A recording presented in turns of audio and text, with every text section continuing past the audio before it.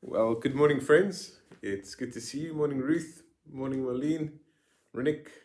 Uh, I just realized as this was loading that um, I put the wrong date on.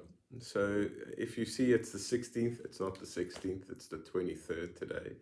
Um, but anyway, it's one of those things. Good to see you all. Um, Friends, I just wanted to run through some notices with you before we start. The first one is thank you to Richard again and Morag for beautiful music that they perform on Friday. If you would like to listen to that on a Friday on our Facebook page, we have um, music, and you just comment what song you'd like and they will play it. Morning, everyone that's logging in now. And so that's the first thing. The second thing is that this Friday we have our pub quiz, and it's Nancy's doing that. So if you would like to be part of that, please let me know. I'll help you with the technology if you're struggling to get into that as well. Then the newsletter this year will be, or this coming month is going to be slightly delayed, and that's because we're going to be publishing some stuff in it about how we're going to reopen the church. It's so it'll only come out mid-September, mid to 20th of September, or next month. So at the moment the church is not open, but we do have a group in place that are looking at ways on how we can do that safely and do that effectively. So just so you know that the newsletter is going to be a little delayed because we want to publish a proper spread in that about what we're going to do. Then this week, Wednesday, we have Courageous Conversations. And if you would like to submit any questions that you have, please do. It's great to have some feedback. And if you haven't watched them, head over to our YouTube page and you'll be able to see them there. And then lastly, friends, and most importantly, in the last couple of weeks, it's become really apparent to me that we're still struggling quite a bit with our emotional health. And there's people in our community that are struggling. If you see someone who's struggling, just have a conversation, give a phone call, just be in touch. It's really important that we care for each other. So if you could do that. Good morning to all those who have logged in recently. Good to see you. Good. So friends, we start today from Exodus. And Exodus is one of these books I always think is really fascinating.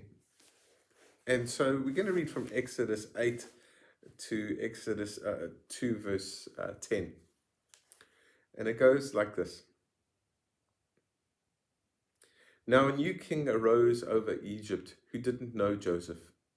He said to his people, "Look, the Israelite people are more numerous and more powerful than we. Come, let us deal shrewdly with them, or they will increase. They will increase, and in the event of war, join our enemies and fight against us and escape from the land."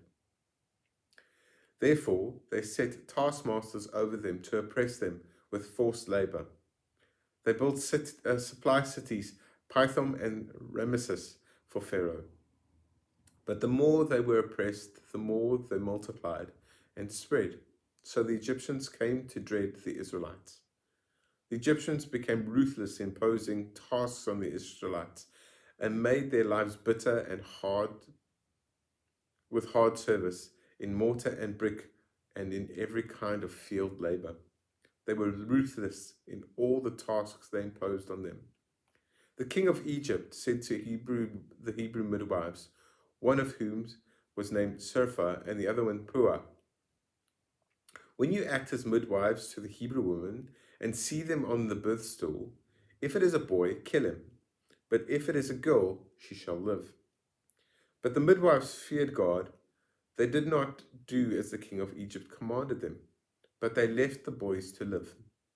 So the king of Egypt summoned the midwives and said to them, "Why have you done this and allowed the boys to live?" The midwives said to Pharaoh, "Because the Hebrew women are not like the Egyptian women, for they are vigorous and give birth before the midwives comes to them." So God dealt with the midwives, and the people multiplied and became very strong. And because the midwives feared God, he gave them families. Then Pharaoh commanded all these people, every boy that is born to the Hebrews you shall throw into the Nile, but you shall let every girl live. Now a man from the house of Levi went and married a Levite woman. The woman conceived and bore a son, and when she saw that he was a fine baby, she hid him 3 months. When she could hide him no longer, she got a papyrus basket for him and plastered it with bitumen and pitch. She put the child in and placed him among the reeds on the bank of the river. His sister stood at a distance to see what would happen to him. The daughter of Pharaoh came down to bathe in the Nile, while her attendants walked beside the river. She saw the basket among the reeds and sent her maid to bring it. When she opened it, she saw the child. He was crying, and she took pity on him. This must be one of the Hebrew children, she said. Then his sister said to the Pharaoh's daughter, shall I go and get a nurse from the Hebrew woman to nurse the child for you? Pharaoh's daughter said to her, yes. So the Pharaoh girl went and called the child's mother. Pharaoh's daughter said to her, take this child and nurse it for me, and I will give you your wages. So the woman took the child and nursed it. When the child grew up, she brought him to Pharaoh's daughter, and she took him as her son. She named him Moses, because she said, I drew him out of the water. It's quite a famous passage, this, and as I read it this week, it did something to me.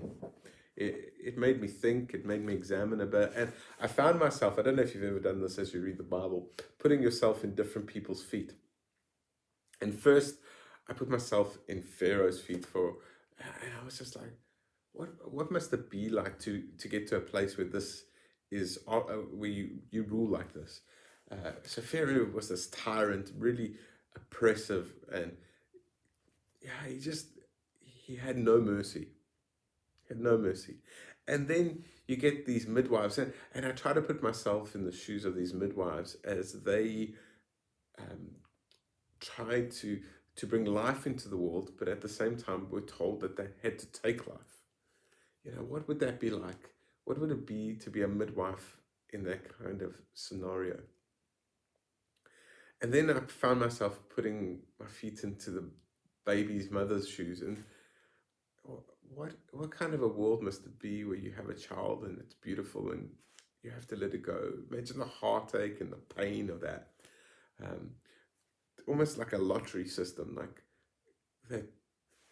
It's so bad outside that you've got to let your baby go down into the bulrushes or down the Nile. What would that be like? And then I put myself into the baby's sister's shoes. I wonder how that felt, watching your brother drift down the water, not knowing if he would be eaten, if he'd go down a little path, and then seeing with anxiety Pharaoh's daughter picking up this child and what could happen to him. And then I put my shoes in Pharaoh's daughters, or put my feet in Pharaoh's daughter's shoes. She picks up this child and she has pity on him, but she knows that he's a Hebrew. She knows that she shouldn't be doing this. What would her dad say?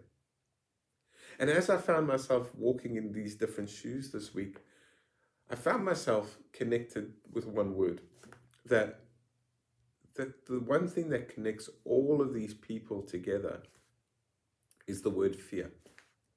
They're all have this deep fear. Pharaoh has a deep fear of the Hebrew people.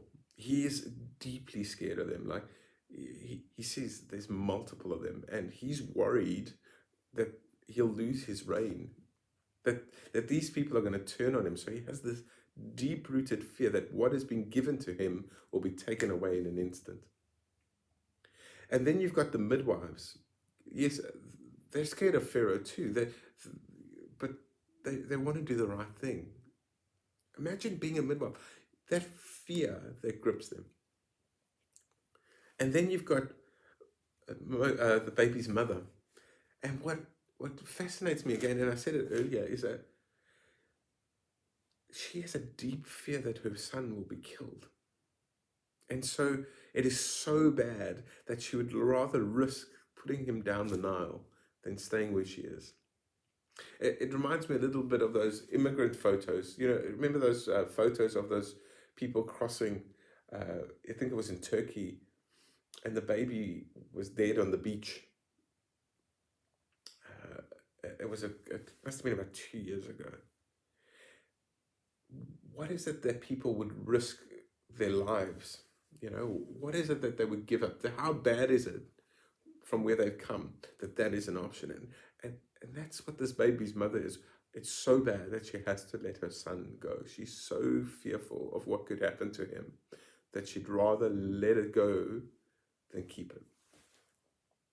And then you get Moses, or the baby's sister, and she must have been incredibly fearful about what could happen to him. And then you get Pharaoh's daughter who picks up this child. And she's going against her dad, yeah. You know, the incredible fear. But yet her compassion is more than her fear. But the thing that connects them all together, the strand, the golden line from top to bottom that connects them together, is fear. They're all fearful. And I started to look for myself how I would define fear. And this is my own definition. You can take it or leave it, or you might have your own. And for me, fear is our unresolved pain, our insecurities seeking to control. Fear is our unresolved pain or our insecurity. And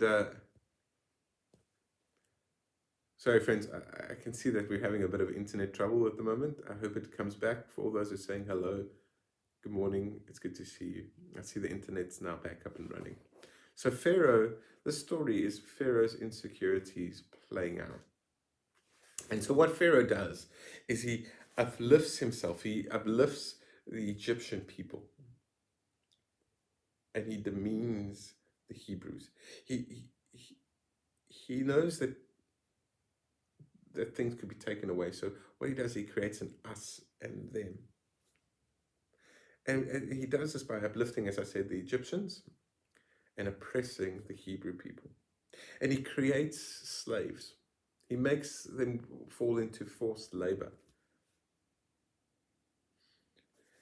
Pharaoh's insecurities created, I guess I said, this us and them.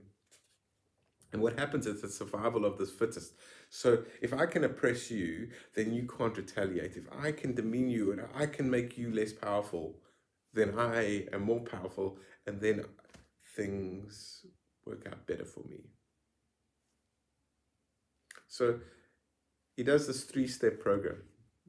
He gets scared of the Hebrews, and he makes up these scenarios. This is the second step. He makes these scenarios up in his head that if I leave them to be, well, then you just know what they're going to do.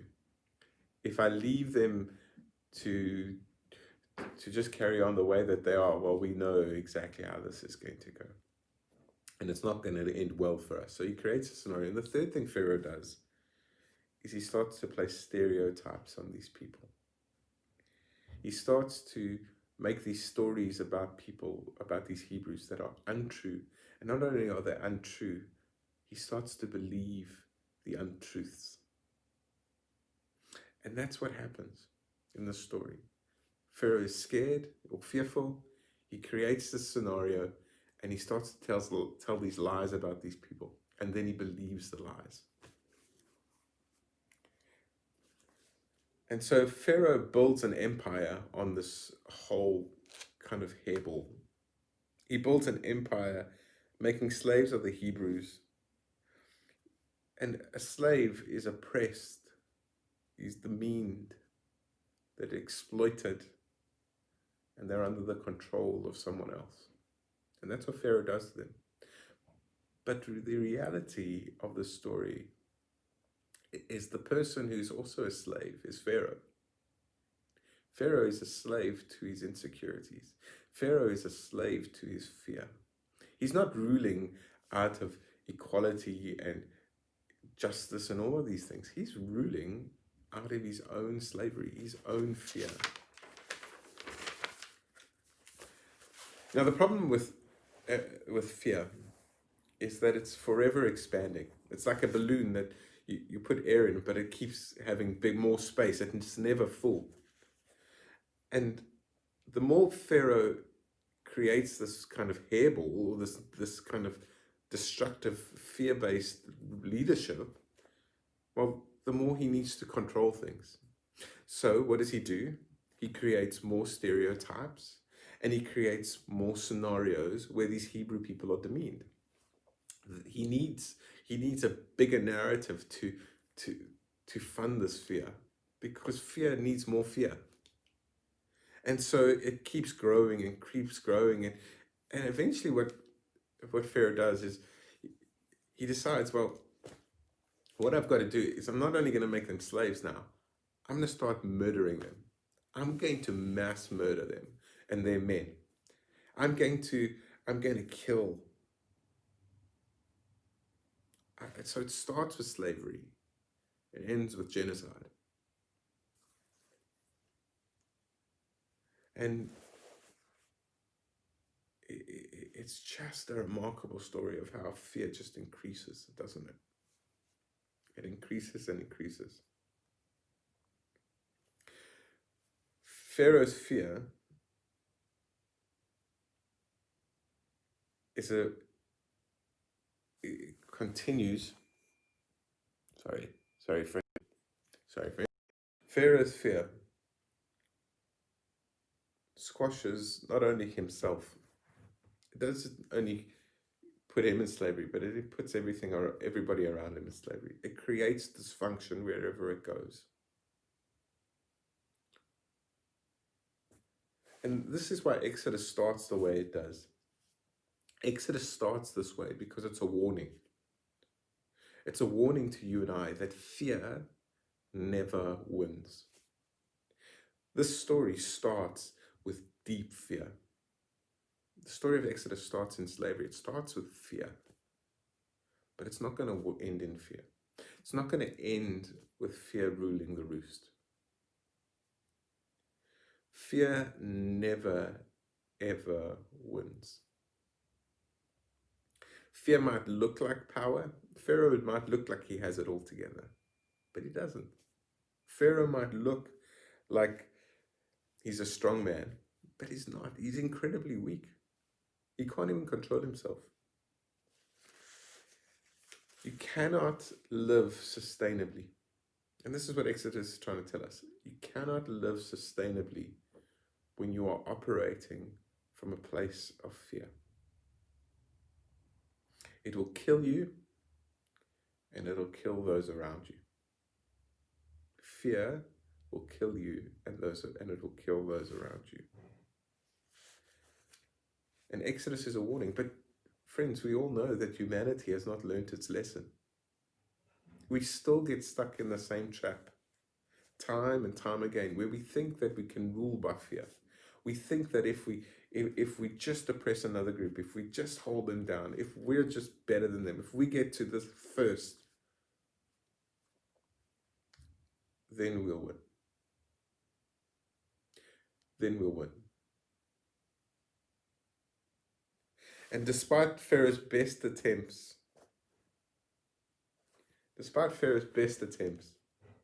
he cannot control everything.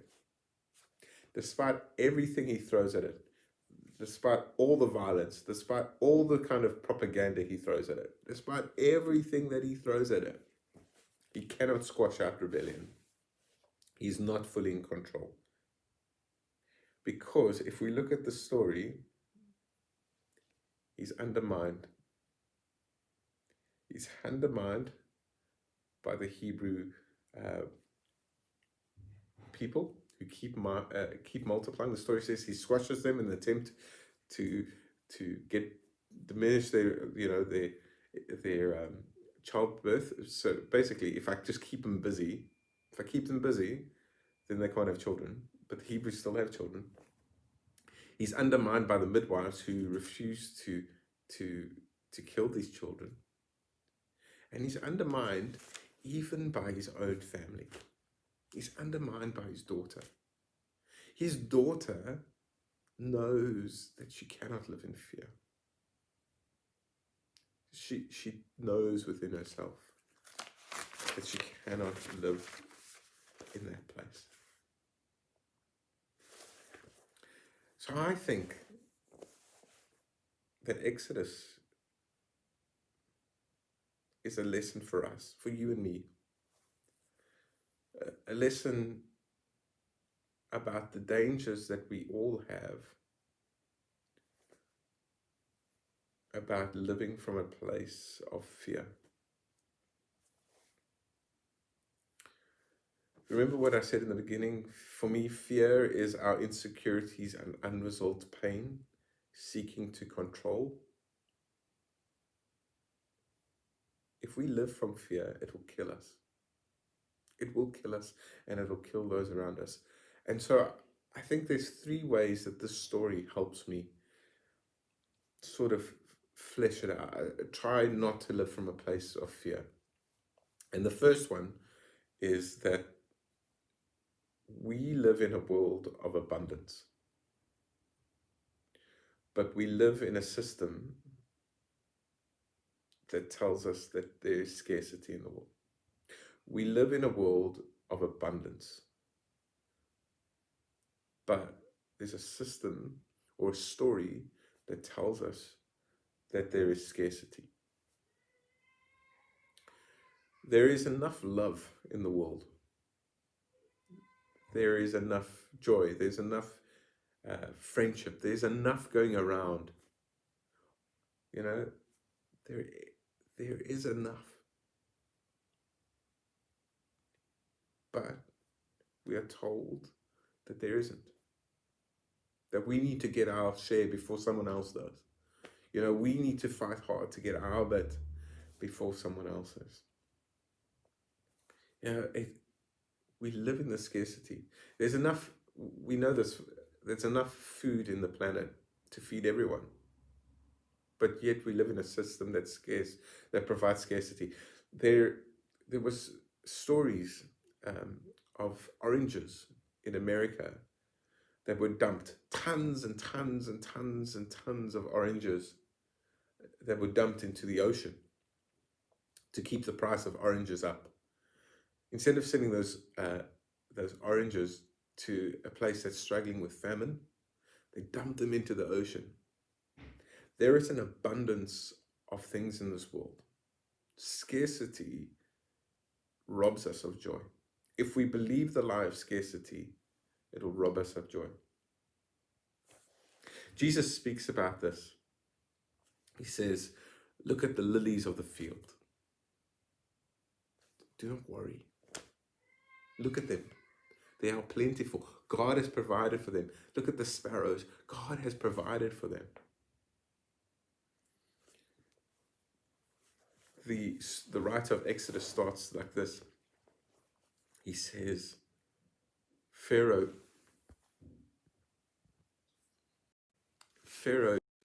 did not know Joseph. And in the story of Joseph, even in the midst of drought and famine, shared. This Pharaoh has a mentality of scarcity. And so the first thing is we need to stop telling ourselves the lie that there is not enough. The things that really matter, there's a lot of. There's no limit to love. One of the things that the church has sold scarcity of is God's love. Let me tell you this now, friends. There is enough of God's love to go around. We are the ones that put the limitations in place. So the first one is that we need to live from a place, or we need to have a view of the world as not, or we have to have a view of the world as one of abundance. not scarcity. The second thing is that as much as we think we are in control, we are not in control. As much as we think we can control the things around us, we cannot. There is no way we can control everything. You know, we're on a rock. You and I are on a rock that's spinning at 137 miles per hour on its axis, which goes at 67,000 miles per hour around the sun, in a solar system that is moving at 448,000 miles per hour. How much control do we have of that? Honestly, like we have no control, and as we have very little control of our lives. We cannot control everything. We can try, but we can't. And because we live from an insecurity, we will try. If you're anything like me, insecurities are all around me. I mean, I have insecurities about, like sickness. Will I get sick? Will I get cancer tomorrow? Will I wake up and something will happen? Will something happen to the people I love? Will someone break my heart? Will the phone ring and somebody be on the phone and telling me about something that's gonna just break me? I have those insecurities. I have those fears. For some of us, we have an insecurity or a fear that we're going to get a phone call and says, you have no money, that we're coming for your house. We have fears that everything that we've done will be taken away from us. And so we try and control our lives, that those fears don't come into reality. And that's natural. It's natural that we would want to control those things. But the reality is, we do not have control. You could walk across the road and get hit by a bus. You cannot stop the phone ringing and it not being bad news. You cannot stop the fact that you might die tomorrow. We cannot control everything. But the problem is that we live from that insecurity. That our whole life becomes about trying to stop that insecurity. Just recently, I was speaking to a friend and they were telling me how burnt out they are, that they are working unbelievably hard. So much so that their mental health is suffering, they're physically exhausted, and they're worried. They're worried that they're going to have a nervous breakdown. They're worried about it. And as we started digging and we were talking, it came really apparent that the reason that this person was working so hard was because they wanted to be financially secure. Because they'd grown up in debt. They'd grown up in a household where things had fallen apart. So for them, they were living from a place of fear that they didn't want this to happen to them. They wanted to be able to control it. And they were putting their life on the line. They were a slave to their fear.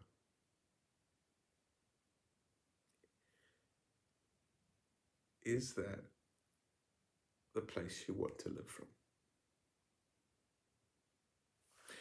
And the problem with fear is that it's like that ever-building balloon that I spoke about with Pharaoh, is that it starts off small. It's small, but eventually it goes from slavery to genocide. Our own fear starts off small. but eventually it wraps our whole life around it. That we need to sustain it. This person that is working themselves to death, they've got enough money. They don't need to be working like that, but their fear drives them. But they need more money because they're worried about the next thing, and the next thing, and the next thing. And it just drives their life. The problem with fear, like Pharaoh, is that we buy into this lie that we need more and more and more. And it kills us, and it kills people around us. It is unsustainable to live like that. Unsustainable to live from a place of fear. And Exodus is a warning to us. Don't live from that place. Don't live from that place. And the third thing. So the first one was that we live in a world of abundance, not scarcity. Excuse me. The second one was that we are not in control as much as we would like to be. Be okay with that. And the third thing about fear, if we're going to overcome it, we need to be able to listen to those people that are offering us new life. Pharaoh had one blind spot, and that was woman. Because every time he tried to oppress women with his power, they sort of found a way around it. The midwife, or the midwives, the baby's mother, she didn't kill her child. And the third one is his own daughter. Pharaoh couldn't control these people because they knew that there was a better way to live, that fear was not going to rule their house, that they were not going to rule from a place where scarcity and the lies, they weren't going to control themselves. They decided that they were going to live from a different place. And he didn't listen to them. He tried to control them, but they lived from a different place. For many people, we have those people in our lives. These people that are saying to us, you don't have to live like that. Friends and people who are calling us to a simpler life. To not live from our fear. We have those. Or we've got, you might be like, you might have this fear that drives you, that drives and drives and drives you.